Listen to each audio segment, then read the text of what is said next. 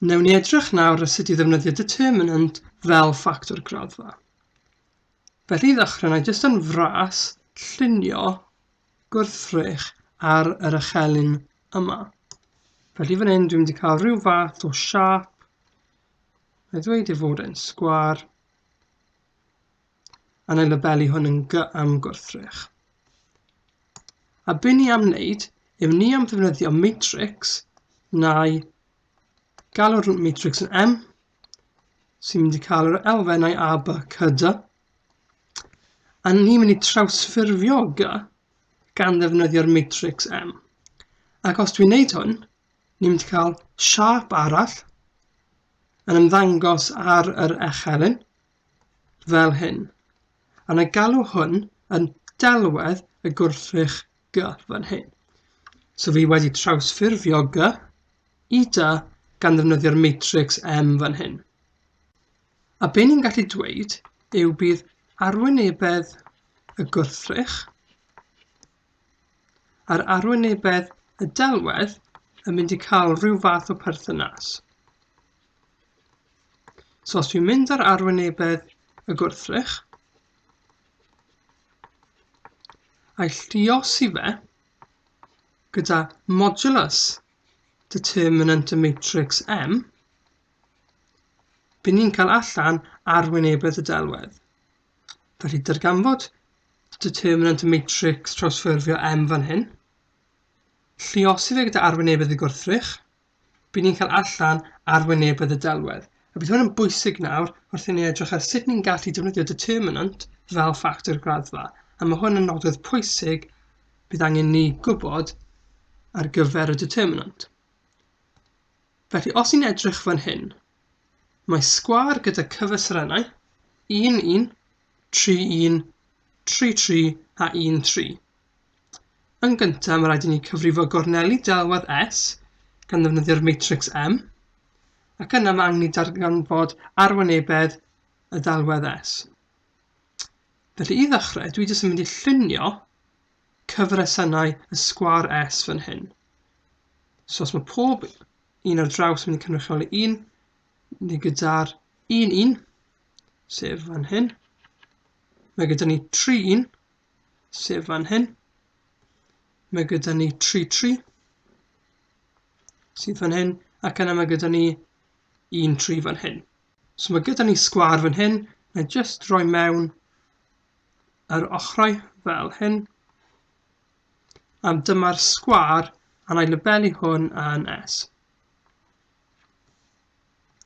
A mae'n gofyn i ni i gyfrifo gorneli delwedd S gan ddefnyddio'r matrix M yw -1, 2, 2, 1. Wel, beth mae angen i wneud yw dwi angen ysgrifennu S fel matrix. Ac i wneud hwn, dwi'n mynd i ysgrifennu corneli S yn y matrix.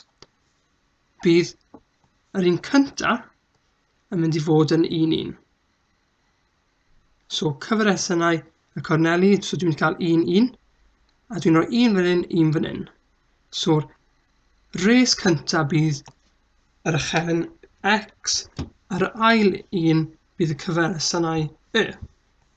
Yna mae gyda ni 3, 1, yna bydd gyda ni 3, 3, ac yn ola mae gyda ni 1, 3. A dwi am darganfod delwedd S. Ac i wneud hwn, mae angen i mynd ar matrix M fan hyn, a lluosi fe gyda'r matrix S. A bydd hwn wedyn yn rhoi allan corneli delwedd S. Felly, os dwi nawr yn mynd â matrix M, neu ysgrifennu M lawr fan hyn, mae M yn mynd i fod yn -1, 2, 2, 1.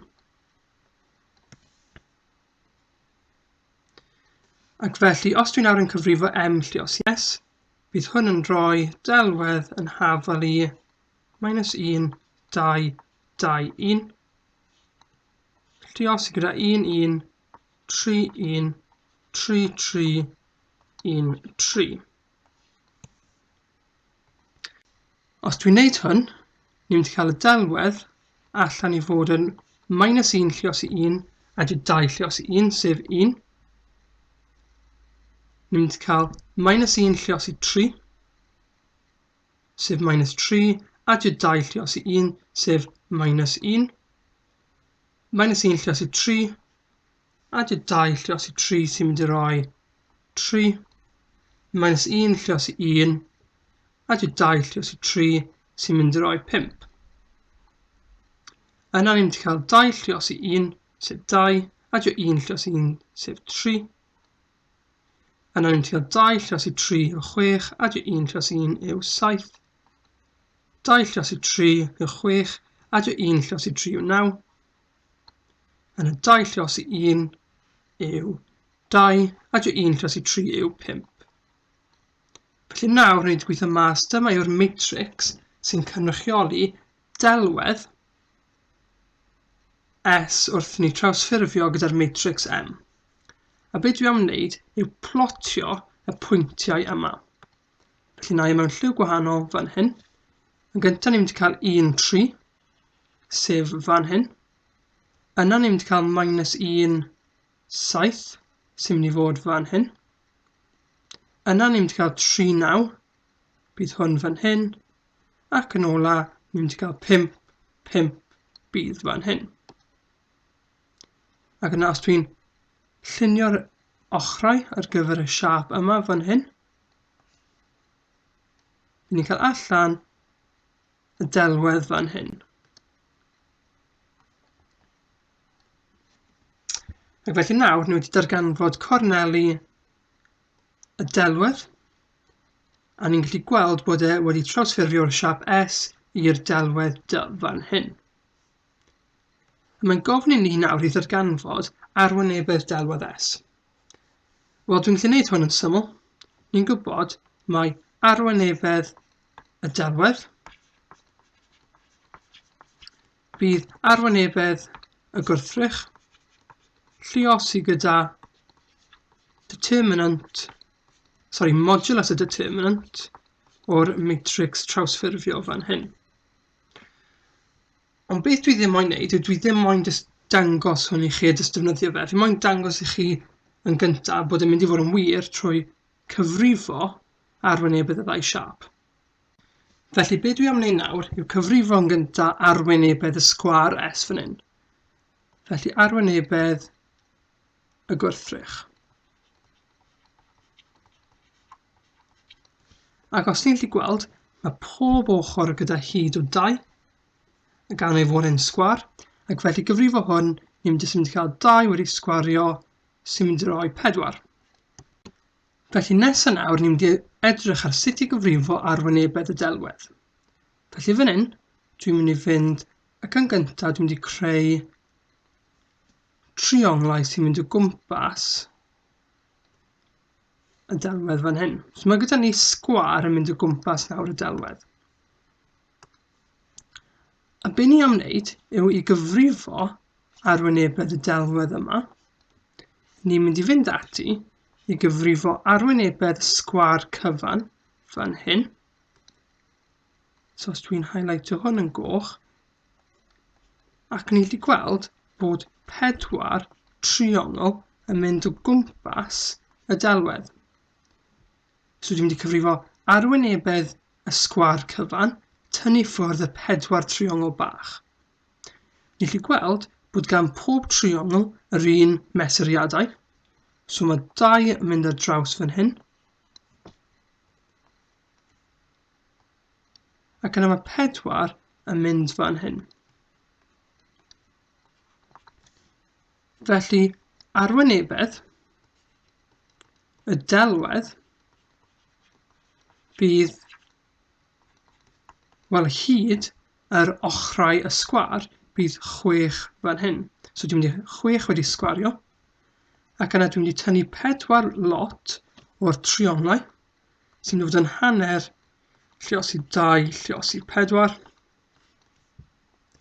So 6 wedi sgwario 36, tynnu 4 lluosi 4, sy'n mynd i roi 36 tynnu 6, sy'n mynd i roi 20. Felly nawr ni wedi darganfod arwynebedd y delwedd a arwynebedd y gwrthrych. Ni'n gwybod mai arwynebedd y gwrthrych oedd 4, arwynebedd y delwedd oedd 20. Ac felly fan hyn dwi jyst yn mynd i gwirio yn gyflym bod hwn yn gweithio. Ac felly yn ola, na i jyst yn gyflym cyfrifo determinant y matrix M. Felly determinant y matrix M yw, wel, M yw minus 1, 2, 2, 1. Ni'n mynd i cael minus 1 lluosi gyda 1, tynnu 2 lluosi 2, sy'n rhoi minus 1 tynnu 4, sy'n rhoi minus 5. Ac felly nawr, ni'n gwybod mai arwynebedd y delwedd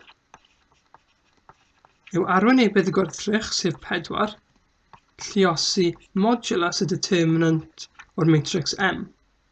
Felly 4 lluosi modulus minus 5 yw 4 lluosi 5 sy'n mynd rhoi 20.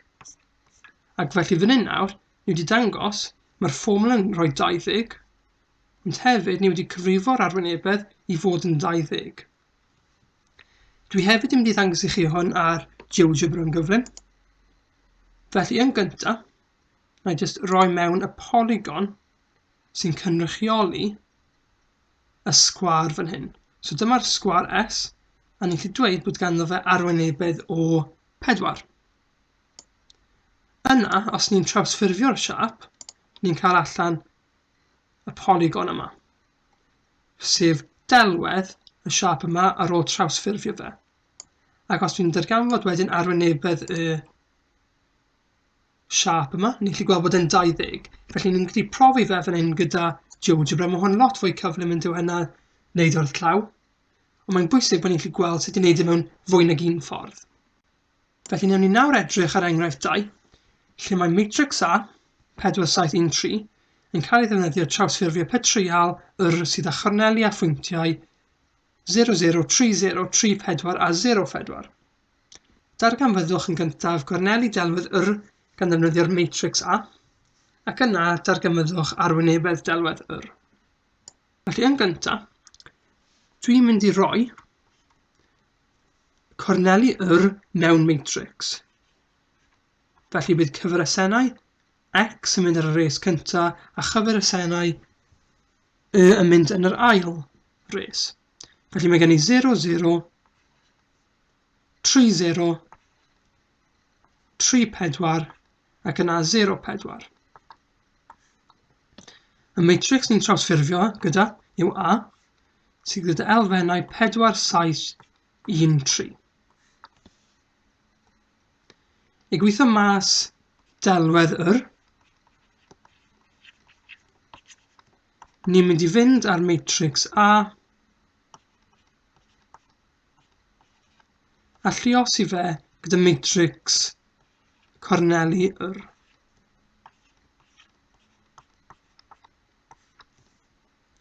Os dwi'n lluosi hwn nawr, wel, dwi'n mynd i cael yn gyntaf 4 lluosi 0, 7 lluosi 0, 4 lluosi 3, a jyst 7 lluosi 0 yn rhoi 12, 4 lluosi 3 yw 12, 7 lluosi 4 yw 28 sy'n rhoi 40, ac yna 4 lluosi 0 a jyst 7 lluosi 4 yn rhoi 28. Yna ni'n mynd i wneud 1 lluosi 0 a 3 lluosi 0 sy'n rhoi 0. Yna 1 lluosi 3, 3 lluosi 0 yw 3. Yna 1 lluosi 3 a 3 lluosi 4 yn rhoi 15. Ac yn ola 1 lluosi 0 a 3 lluosi 4 yn rhoi 12. Ac felly nawr ni'n gwybod mai corneli delwedd yw 0, 0, 12, 3, 40, 15 a 28, 12.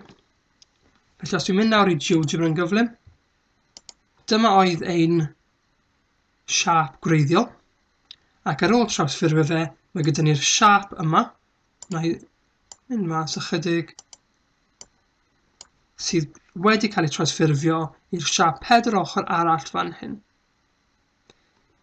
Felly yn rhan B, mae'n gofyn i ni ddarganfod arwynebedd delwedd Felly beth cyntaf dwi am wneud yw dwi am mynd a darganfod determinant y matrix A.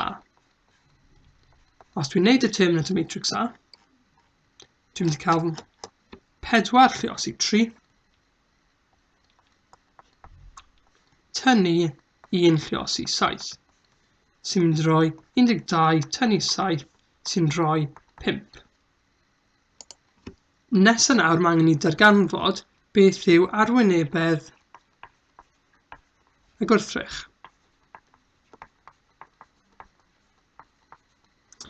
Wel, os dwi yn gyflym jyst yn llunio mewn echelunau fel hyn, a wedyn os dwi'n llunio patrial cyflym fel hyn, a ni'n gallu dweud bydd y patrial yma'n cynrychioli y gwrthrych gwreiddiol yr. Mae ganddo fe cyferbyniaeth 0, 0, 3, 0, 3, 4 a 0, 4. Felly beth mae'n golygu yw, mae'n mynd i cael hyd fan hyn o 3 a lled o 4. Felly arwynebedd y gwrthrych bydd 3 lluosi 4 sy'n mynd i roi 12. Felly yn ola, newn ni fynd ati i ddarganfod arwynebedd y delwedd.